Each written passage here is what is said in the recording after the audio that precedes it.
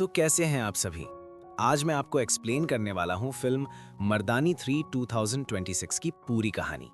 एक ऐसी फिल्म जो सिर्फ किडनैपिंग केस नहीं बल्कि सिस्टम, अपराध, लालच, पावर और इंसानियत के सबसे काले चेहरे को सामने लाती है। फिल्म की शुरुआत होती है एक शांत और खूबसूरत गांव में, जहां दो मासूम बच्चियां रूहानी और जिलमिल खुले मैदान में खेल रही होती हैं। दोनों हंसती हैं, दौड़ती हैं, एक दूसरे को चिढ़ाती हैं और हाइड एंड सीक खेलते हुए खेतों और पेड़ों के बीच पहुंच जाती हैं। माहौल बिल्कुल नॉर्मल और मासूम लगता है, लेकिन तभी अचानक ये नॉर्मल सीन डरावना मोड़ ले लेता है जब कुछ अजनबी लोग वहां पहुंचते हैं। अजनबी लोग मौका देखकर रूहानी को जबरदस्ती पकड़ लेते हैं। रूहानी चीखने की कोशिश करती है, लेकिन उसकी आवाज दबा दी जाती है। जिलमिल डर से पहले तो जम जाती है, लेकिन फिर हिम्मत करके पेड़ पर चढ़ती है और पत्थर फेंकने लगती है। उसकी ये बहादुरी उसकी सबसे बड़ी मुसीबत बन जाती है, क्योंकि किडनैपर्स उसे भी पकड़ लेते हैं और दोनों बच्चियों को जबरदस्ती एक गाड़ी में डालकर वहां से फरार हो जाते हैं। गांव में अफरा तफरी मच जाती है, लेकिन तब तक बहुत देर हो चुकी होती है। कट होता है मुंबई में, जहां हम शिवानी शिवाजी रॉय को देखते हैं। शिवानी इस बार एक बेहद खतरनाक अंडरकवर ऑपरेशन पर है। वो एक इलाके में जाती है जहां औरतों को नशे का इंजेक्शन देकर जबरदस्ती बाहर भेजा जा रहा है और उनसे भीख मंगवाई जा रही है। शिवानी वहां की हर छोटी हरकत को नोटिस करती है और सही वक्त पर अपनी टीम को सिग्नल देती है। पुलिस रेड करती है और पूरे रैकेट को पकड़ लिया जाता है। इस ऑपरेशन के तुरंत बाद शिवानी को ऑफिस बुलाया जाता है। उसके सीनियर्स उसे एक नए केस के बारे में बताते हैं। रूहानी नाम की बच्ची किडनैप हो चुकी है और ये मामला बेहद सेंसिटिव है, क्योंकि उसके पिता तुर्की में इंडियन एम्बेसी में काम करते हैं और उन्होंने खास तौर पर शिवानी का नाम रिक्वेस्ट किया है। शिवानी केस अपने हाथ में ले लेती है और बिना वक्त गंवाए उस गांव के लिए निकल पड़ती है। रास्ते में उसे सिर्फ एक ही डर सता रहा होता है कि अगर बारिश हो गई तो सारे सबूत मिट जाएंगे। गांव पहुंचकर वो पूरे इलाके को बारीकी से जांचती है।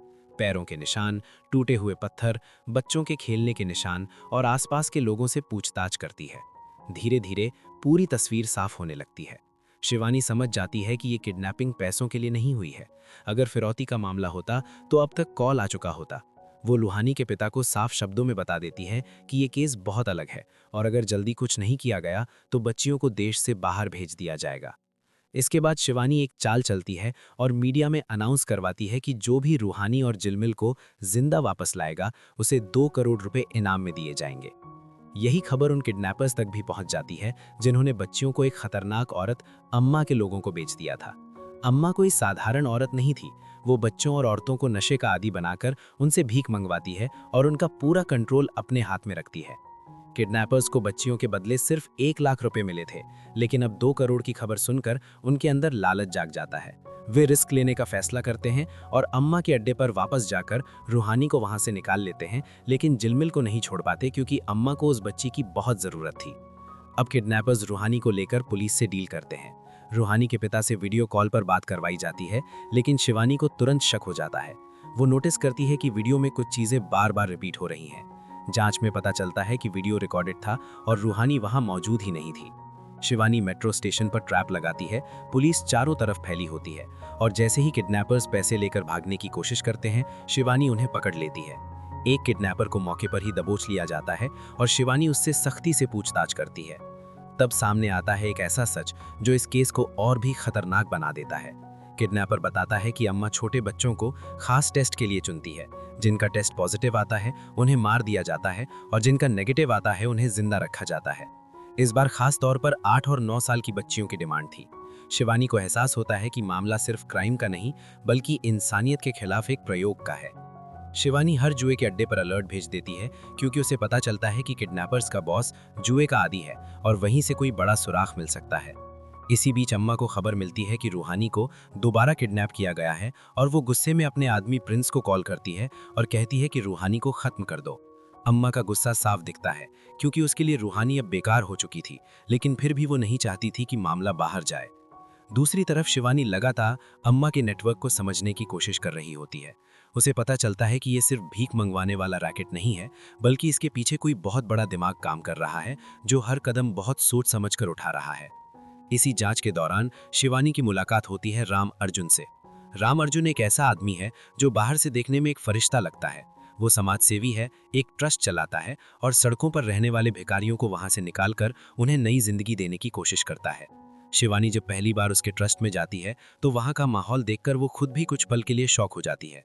बच्चे पढ़ रहे होते हैं, औरतों को काम सिखाया जा रहा होता है और हर तरफ उम्मीद दिखाई देती है।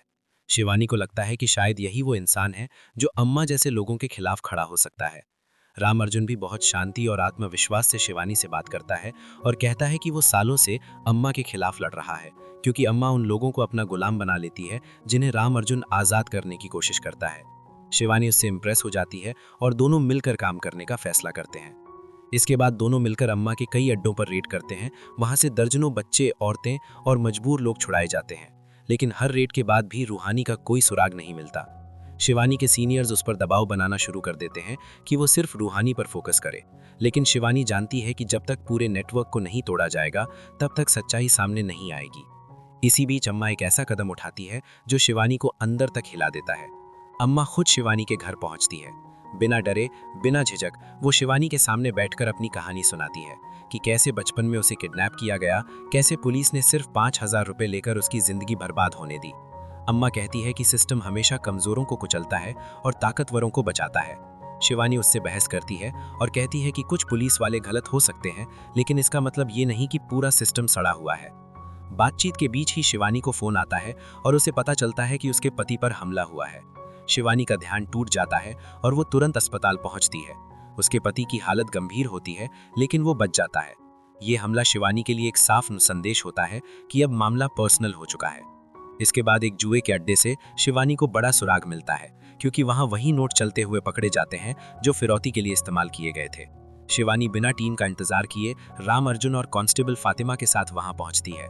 अचानक वहां फायरिंग शुरू हो जाती है, अफरा तफरी मच जाती है। इसी दौरान राम अर्जुन ऊपर की मंजिल पर जाता है और वहीं उसे रूहानी बंद हालत में मिलती है। रूहानी उसे देखकर आवाज लगाने की कोशिश करती है, लेकिन राम अर्जुन डर जाता है कि नीचे पुलिस है। वो घबराहट में रूहानी का मुंह बंद कर देता है और उसका दम घुट जाता है। कुछ ही पलों में रूहानी की सांसें थम जाती हैं। जब शिवानी वहां पहुंचती है तो राम अर्जुन रोते हुए कहता है कि किडनैपर ने बच्ची को मार दिया। शिवानी उस वक्त पूरी तरह टूट जाती है। उसे लगता है कि वो ये लड़ाई हार चुकी है। रूहानी की मौत उसके लिए एक पर्सनल फेलियर बन जाती है। केस को क्लोज कर दिया जाता है, लेकिन शिवानी के अंदर कुछ मर चुका होता है और कुछ और ज्यादा मजबूत होकर उठ खड़ा होता है। वहीं दूसरी तरफ राम अर्जुन अम्मा के पास जाता है और पहली बार उसका असली चेहरा सामने आता है। वो अम्मा से कहता है कि रूहानी ने बहुत कुछ देख लिया था, इसलिए उसका मरना जरूरी था।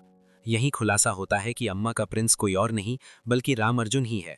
वही इस पूरे खेल का मास्टरमाइंड है, जिसने जानबूझकर शिवानी का भरोसा जीता, रेड्स करवाई और खुद को हीरो बनाकर पेश किया ताकि कोई उस पर शक न करे। शिवानी गहरे सदमे में होती है। तभी एक नई उम्मीद सामने आती है। एक लड़की अम्मा के चंगुल से भागकर अस्पताल पहुंचती है। डॉक्टर बताते हैं कि उस लड़की को सर्वाइकल कैंसर है और वो भी आखिरी स्टेज में है। इतनी कम उम्र में ये अमुमकिन सा लगता है। शिवानी उस लड़की से बात करती है और लड़की बताती है कि वहां सभी बच्चियों का एक खास टेस्ट किया जाता था। जिनका टेस्ट पॉजिटिव आता था उन्हें खत्म कर दिया जाता था। लड़की को भी श्मशान घाट ले जाया गया था, लेकिन वो किसी तरह भाग निकली। शिवानी जब उसकी ड्राइंग बुक देखती है तो उसमें बना एक लोगो देखकर चौंक जाती है। वही लोगो जो राम अर्जुन के ट्रस्ट का था। अब सारी तस्वीर साफ होने लगती है। शिवानी राम अर्जुन के अतीत की जांच करती है और पता चलता है कि वो खुद भी बचपन में किडनैप हुआ था। उसका कोई रिकॉर्ड नहीं था, सिर्फ एक गार्जियन असलम था जो उसे पाल रहा था। असलम से पूछताछ में पता चलता है कि राम अर्जुन शुरू से ही अलग था। उसने भीख मांगने से इनकार कर दिया था, उसने खुद को काट लिया था, लेकिन कभी कमजोर नहीं पड़ा। उसकी यही क्रूर समझ और इंटेलिजेंस अम्मा को पसंद आ गई और उसने राम अर्जुन को अपना सबसे ताकतवर हथियार बना लिया। शिवानी असलम को जेल भेज देती है, लेकिन कुछ ही समय बाद असलम रहस्यमय तरीके से मर जाता है। शिवानी को शक हो जाता है कि ये आत्महत्या नहीं है। इसी दौरान खुलासा होता है कि फातिमा राम अर्जुन के लिए काम कर रही है, लेकिन ये भी राम अर्जुन की सबसे बड़ी गलतफहमी साबित होती है, क्योंकि फातिमा असल में शिवानी के लिए डबल एजेंट होती है। शिवानी जानबूझकर खुद को सस्पेंड करवाती है ताकि वो सिस्टम से बाहर रहकर काम कर सके। फातिमा अम्मा को जेल से भगवाती है और राम अर्जुन का भरोसा पूरी तरह जीत लेती है। राम अर्जुन, अम्मा और फातिमा श्रीलंका पहुंचते हैं, जहां असली सच सामने आता है। वहां एक सीक्रेट लैब होती है, जहां राम अर्जुन सर्वाइकल कैंसर की वैक्सीन बनाने के नाम पर मासूम बच्चियों पर एक्सपेरिमेंट कर रहा होता है। जिन बच्चियों का शरीर वायरस से नहीं लड़ पाता उन्हें मार दिया जाता है, और जिनका इम्यून सिस्टम मजबूत होता उनके खून से वैक्सीन तैयार की जाती है। यही वजह थी कि जिलमिल इतनी जरूरी थी। शिवानी अपनी अनऑफिशियल टीम के साथ श्रीलंका पहुंचती है। रूहानी के पिता भी उनकी मदद करते हैं, क्योंकि अब वे चाहते हैं कि कम से कम जिलमिल को बचाया जा सके। आखिरी टकराव में शिवानी अम्मा को मार देती है और उसके शरीर को बम से जोड़कर राम अर्जुन के सामने भेज देती है। धमाके में उसका पूरा नेटवर्क खत्म हो जाता है। शिवानी राम अर्जुन को वही वायरस इंजेक्ट करती है जिसे वो बच्चियों में डालता था और उसे तड़पता हुआ छोड़ देती है। जिलमिल अपने पिता के पास सुरक्षित वापस चली जाती है।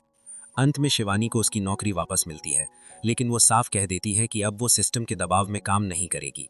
उसे एक स्पेशल टीम चाहिए। फिल्म यहीं खत्म होती है इस कड़वे सच के साथ कि असली लड़ाई अपराधियों से नहीं, बल्कि उस सोच से है जो अपराध को जन्म देती है।